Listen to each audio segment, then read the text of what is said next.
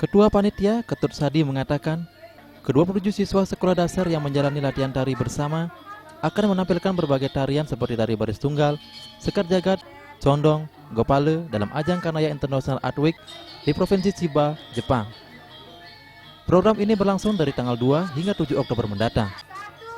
Kanaya International Art Week merupakan kegiatan pertukaran budaya antara anak-anak Bali dan anak-anak Kanaya Jepang melalui seni.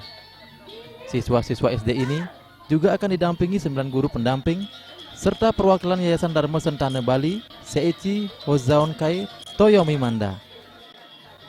Pertukaran budaya Bali dan Kanaya Internasional ini adalah kegiatan dukungan untuk proyek kreatif yang dilakukan oleh galeri dan museum di Jepang dengan pemerintah daerah Bali dalam upaya membantu dan mempromosikan seni dan budaya.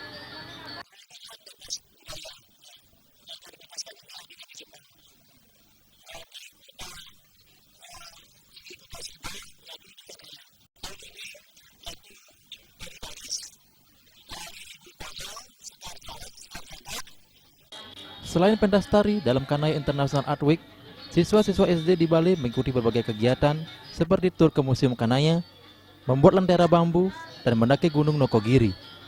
Supariana dan Rais Wantara, Bali TV.